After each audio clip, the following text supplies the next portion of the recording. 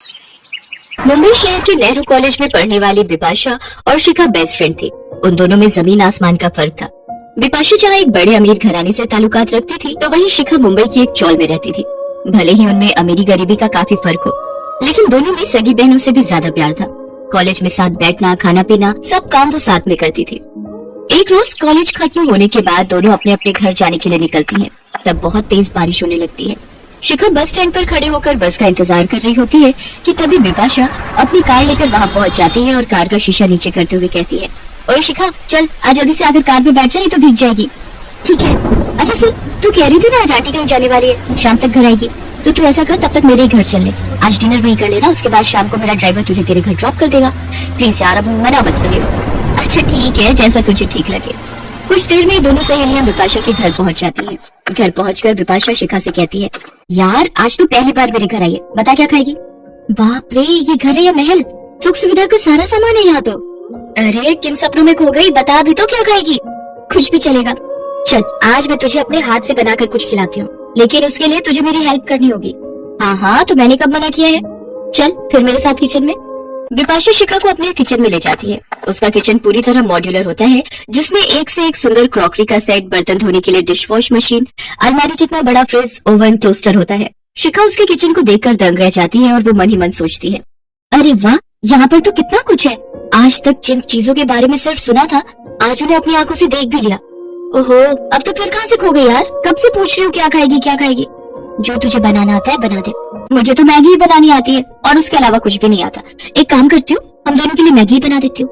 वो ये कही रही होती है कि तभी बिपाशा की माँ रमोला बाजार से आ जाती है। बिपाशा लाडो, शिखा बेटी आज पहली बार हमारे घर में आई है और तू उसे सिर्फ मैगी बनाकर खिलाएगी। एक काम करो, तुम शिखा को अपने रूम में लेकर जाओ। बिरजू काका बाजार से सब्जी लेकर आ गए हैं, मैं अभी उन्हें बोलती हूँ तुम लोगों के लिए कुछ बढ़िया सा बनाने को। नमस्ते आंटी, आप मेरी फिक्र मत कीजिए, मैं कुछ भी खा लूंगी। नमस्ते बेटा, ऐसे कैसे कुछ भी खा लोगी? अरे आज पहली बार तुम हमारे घर आई हो, तो बिना डिनर किए तो तुम्हें जाने नहीं दूंगी। चलो अब तुम दोनों रूम में बैठकर बातें करो, मैं नौकरों से कहकर डिनर रेडी करवाती हूँ। कुछ देर बाद रमोला नौकर के हाथ उन दोनों के लिए स्नैक्स में पास्ता, जूस और कबाब भिजवाती है और फिर डिनर में शाही पनीर, फ्राई गोभी, बूंदी रायता, सलाद और मीठे में खीर और गुलाब जामुन परोसती है। इतना लाजवाब खाना शिखा ने आज तक नहीं खाया होता। वो भरपेट डिनर करती है और उसके बाद बिपाशा का ड्राइवर उसे उसके घर ड्रॉप कर देता है, जहाँ शिखा की माँ लता उसका इंतजार कर रही होती है। अरे बेटा आ गई, अच्छा हुआ जो तू बिपाशा के घर चली गई थी। मैं भी बारिश में भीगते भीगते बस अभी घर पहुंची हूँ। जहाँ गई थी वहाँ भंडारा हो रहा था, तो वही लेकर आई हूँ। चल अब तू हाथ मुँह धो ले, फिर पूरी छोले खाकर सो जाएंगे। माँ आप खा लो, मैं बिपाशा के घर से डिनर करके आई हूँ। अच्छा ठीक है। अरे ये क्या, बारिश में पूरी थोड़ी भीग गई है, तो मैं इन्हें थोड़ा सेक लेती हूँ। बहुत देर तक लकड़ियाँ और रुपये लगाने के बाद लता के घर का चूल्हा जलता है।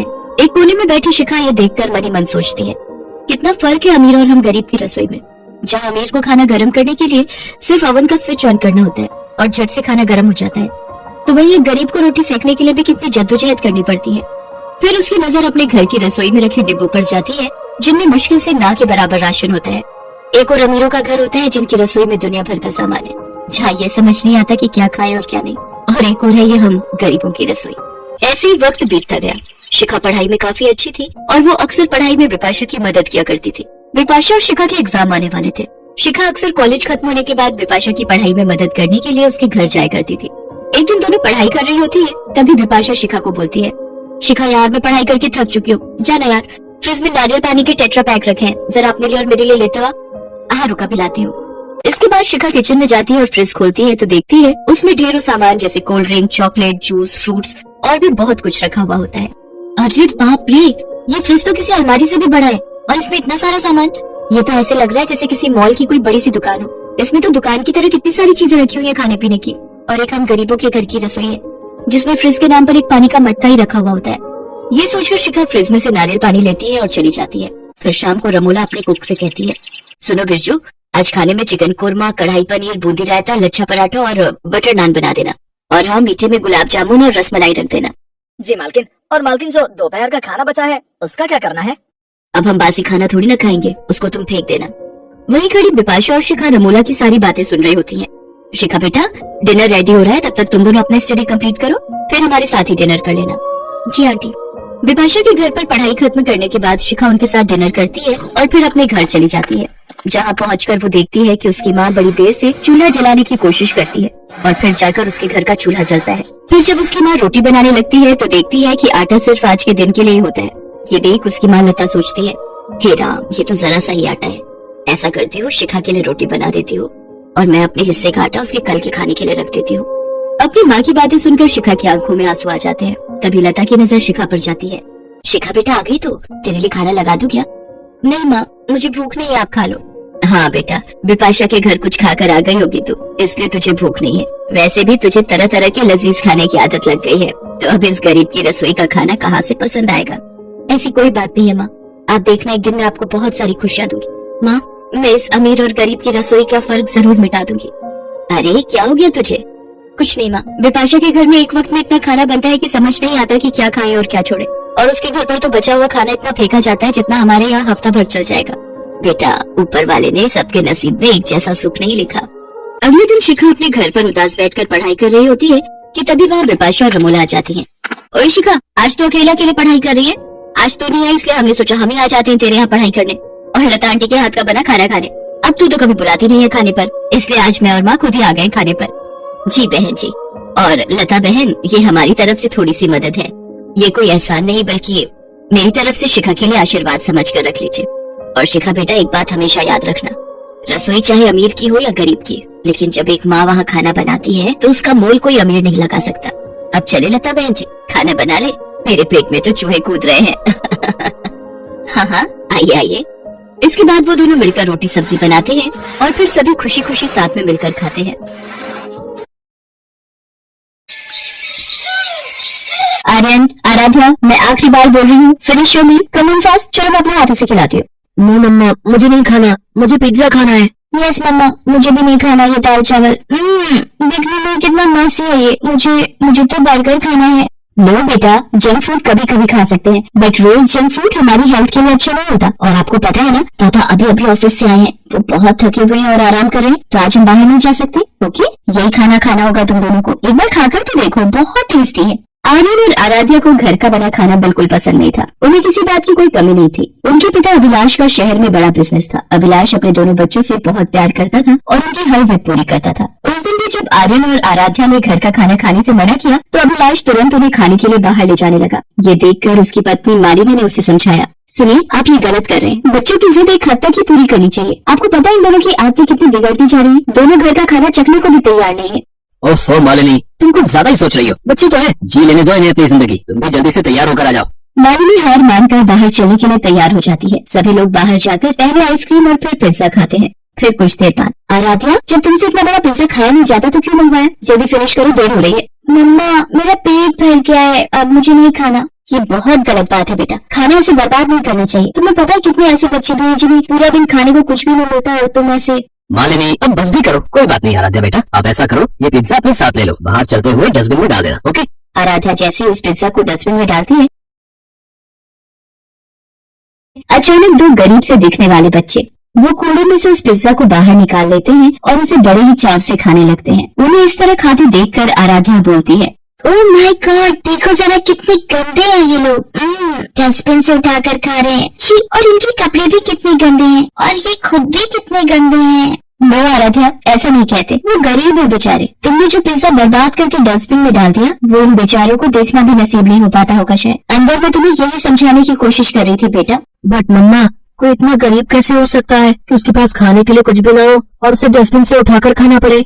सब वक्त की बात है बेटा, सब लोग आपकी तरह लकी नहीं होते। इसीलिए हमारे पास जो है हमें हमेशा उसकी कद्र करनी चाहिए, कुछ भी वेस्ट नहीं करना चाहिए। तभी लोग गाड़ी में बैठकर घर के लिए चल पड़ते हैं। वो सभी कुछ दूर तक ही पहुंचे थे कि अचानक उनकी गाड़ी का टायर पंचर हो जाता है। वो सभी सुनसान हाईवे पर थे और रात काफी हो चुकी थी। अभिलाष गाड़ी का टायर बदल ही रहा था कि अचानक दो गुंडों ने उन पर हमला कर दिया। दरअसल इन गुंडों ने ही रास्ते में कीलें बिछा दी थी, जिनकी वजह से अभिलाष की गाड़ी का टायर पंचर हुआ। वो चाकू दिखाकर अभिलाष और मालिनी से उनका सारा कीमती सामान मांगने लगे। आर्यन और आराध्या डर के मारे रोने लगे। ये देखकर दोनों गुंडे घबरा गए। वो बच्चों पर हमला करने ही वाले थे कि अचानक उन्हीं पर किसी ने हमला कर दिया। कोई उन पर पीछे से लगातार पत्थर फेंक रहा था। गुंडे कुछ समझ नहीं पाए और डर कर वहाँ से भाग खड़े हुए। मालिनी ने देखा कि गुंडों को भगाने वाले और कोई नहीं बल्कि वही दो बच्चे थे जो पिज्जा शॉप के बाहर दिखे थे। उन दोनों का नाम राजू और पिंकी था। मालिनी ने उन दोनों से कहा, शुक्रिया बच्चों, तुम लोग अगर सही वक्त पर नहीं आते तो पता नहीं क्या हो जाता।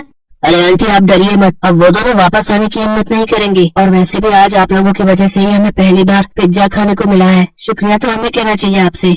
मालिनी मुस्कुराकर उनके सिर पर हाथ फेरती है। अभिलाष गाड़ी का टायर बदलने की कोशिश करता है, लेकिन तभी उसे पता चलता है कि गाड़ी का एक नहीं बल्कि आगे के दोनों टायर पंचर थे। रात काफी हो चुकी थी। अभिलाष और उसका पूरा परिवार हाईवे पर फंस गए थे। उनका घर भी वहाँ से काफी दूर था। उसके फोन में भी नेटवर्क नहीं आ रहा था। उन्हें परेशान देखकर पिंकी ने उनसे कहा, साहब रात बहुत हो गई है, इस वक्त यहाँ रहना ठीक नहीं है। यहाँ कई लुटेरे रात को ताक लगाकर बैठे रहते हैं। हमारा घर पास में ही है, आप लोग वहाँ चल सकते हैं। क्या तुम्हारे घर? नहीं ठीक है हम। मुझे लगता है ये बच्चे सही कह रहे हैं, हमें रात भर यहाँ ऐसे नहीं रहना चाहिए। इनके घर ही चलना ठीक रहेगा। अभिलाष मालिनी की बात मान लेता है और फिर सभी लोग राजू और पिंकी के घर जाते हैं। राजू और पिंकी के पास घर के नाम पर एक टूटी फूटी झोपड़ी थी जो हाईवे के किनारे पर ही थी। राजू और पिंकी अपनी माँ शीला के साथ उसमें रहते थे। शीला देख नहीं सकती थी। राजू और पिंकी जाते ही उसके गले लग जाते हैं। शीला उनसे कहती है, राजू पिंकी आ गए तुम दोनों? इतनी देर कैसे हो गई बेटा? तुम दोनों की चिंता हो रही थी मुझे। कुछ नहीं माँ, ये सब छोड़ो। ये देखो आज हम तुम्हारे लिए क्या लेकर आए हैं। इतना कहकर राजू उसे पिज्जा का एक टुकड़ा शीला को खिलाने लगता है जिसे आराध्या ने फेंका था। ये सब देखकर आराध्या बोलती है, छी ये तो वही पिज्जा है ना जो मैंने। आराध्या चुप हो जाओ। मालिनी और आराध्या की आवाज सुनकर शीला चौंक जाती है और उनके बारे में पूछती है। राजू उसे सारी बात बताता है। फिर शीला उनसे कहती है, बहुत अच्छा किया बेटा जो इन्हें यहाँ ले आया। मेम साहब हमारी झोपड़ी आपके लायक तो नहीं, पर हाईवे पर रात के वक्त रहना ठीक नहीं है। बस किसी तरह रात काट लो। जी बहुत बहुत शुक्रिया आपका, हमें अपने घर में जगह देने के लिए। सच में आप और आपके बच्चे बहुत अच्छे हैं, लेकिन आप लोग यहाँ अकेले, आपके पति वो कहाँ हैं? वो तो हमें बहुत पहले अकेले छोड़कर चले गए। इसी हाईवे पर एक हादसे में उनकी मौत हो गई थी और मैंने अपनी आंखें खो दी। तब से मैं और मेरे दोनों बच्चे बेसहारा हो गए और 2 वक्त के खाने के लिए भी मेरे बच्चों को इधर उधर भटकना पड़ता है। मालिनी को शीला और उसके परिवार के लिए बहुत बुरा लगता है। मालिनी, उसके दोनों बच्चे और अभिलाष सभी वहाँ बैठकर सुबह होने का इंतजार करने लगते हैं। तभी आर्यन मालिनी से कहता है, मम्मा मुझे बहुत जोर से भूख लग रही है। अरे लेकिन बेटा अभी कुछ ही घंटे तो हुए हैं तुम लोगों को पिज्जा खाए हुए। सुबह तक रुक जाओ, हम घर जाकर खाना खाएंगे। नो मम्मा, सुबह तक तो बहुत देर हो जाएगी, मुझे भी भूख लगी है। मालिनी और अभिलाष के पास बच्चों को खिलाने के लिए कुछ भी नहीं था। वो बच्चों को समझा ही रहे थे कि तभी राजू उनसे बोला, ये लो दोस्त तुम ये खा लो। राजू के हाथ में 2 सूखी रोटी और थोड़ा सा नमक था। उसके पास खाने के नाम पर बस वही था जिसे भी वो आर्यन को दे रहा था। ये देखकर मालिनी ने उससे कहा, अरे बेटा फिर तुम क्या खाओगे? रहने दो। हाँ रहने दो, वैसे भी मुझे ये नहीं खाना। पता नहीं कहाँ से उठा कर लाए होगे इसे भी। नहीं दोस्त, ये रोटियां मैंने और मेरी बहन ने दिन में बनाई थी अपने हाथों से। तुम्हें भूख लगी है ना, इसलिए मैं। आर्यन क्या तरीका है ये बात करने का? आर्यन और आराध्या को भूख लग रही थी। उस वक्त वो दोनों उन रोटियों को खाने से मना कर देते हैं, लेकिन रात भर भूखा रहने के बाद सुबह भी जब उनकी गाड़ी काफी देर तक ठीक नहीं हो पाती तो उनसे रहा नहीं जाता। अभिलाष मदद की तलाश में गया हुआ था। दोनों बच्चों का भूख से बुरा हाल था। तभी उन्होंने देखा कि राजू और पिंकी अपने मिट्टी के चूल्हे में फिर से गर्म गर्म रोटियां बना रहे थे। अब तो आराध्या से रहा नहीं गया और वो मालिनी से बोली, मम्मा मुझे बहुत भूख लग रही है, इनसे कहो ना कि मुझे भी खाना खाना है। आराध्या की बात सुनकर राजू और पिंकी बड़े ही प्यार से गर्म गर्म रोटियां और नमक एक केले के पत्ते पर रखकर आराध्या और आर्यन को देते हैं। दोनों उन रोटियों को खाने लगते हैं। उन्हें वो रोटियां खाकर बहुत अच्छा लग रहा था। इतने में अभिलाष वहाँ आ जाता है और कहता है, आर्यन आराध्या आ जाओ बेटा, देखो मुझे थोड़ी दूर एक रेस्टोरेंट मिल गया, मैं तुम दोनों के लिए बर्गर लेकर आया हूँ। नो पापा, हमें बर्गर नहीं खाना, ये रोटियां खाकर देखिए कितनी टेस्टी है, हमारे दोस्त राजू और पिंकी ने बनाई है। आराध्या की बात सुनकर अभिलाष चौंक जाता है। वो बच्चों को रोकने के लिए आगे बढ़ता है, लेकिन मालिनी उसे रोकते हुए कहती है, नहीं मत रोकिए इन्हें। आज पहली बार इन्हें भूख और खाने की अहमियत का एहसास हुआ है जो इनके लिए बहुत जरूरी है। इतना कहकर मालिनी अभिलाष के लाए हुए बर्गर राजू और पिंकी को दे देती है। अभिलाष अपने साथ एक मैकेनिक भी लेकर आया था जो कुछ ही देर में उनकी गाड़ी ठीक कर देता है। वहाँ से जाने से पहले मालिनी शीला के सामने हाथ जोड़कर कहती है, मैं आपका जितना शुक्रिया अदा करूँ वो कम ही है। नहीं नहीं मेम साहब, भले ही हम गरीब हैं लेकिन इंसान होने के नाते इंसानियत दिखाना हमारा फर्ज है। शीला की बात सुनकर मालिनी और अभिलाष को बहुत अच्छा लगता है। वो शीला और उसके परिवार की मदद करने का फैसला कर लेते हैं। वो जब भी वहाँ से गुजरते राजू और पिंकी के लिए हमेशा खाने की बढ़िया बढ़िया चीजें लेकर आते। दूसरी तरफ आर्यन और आराध्या भी अब बदल गए थे। राजू और पिंकी उनके दोस्त थे और घर का बना खाना अब उनके लिए पिज्जा बर्गर से ज्यादा टेस्टी था।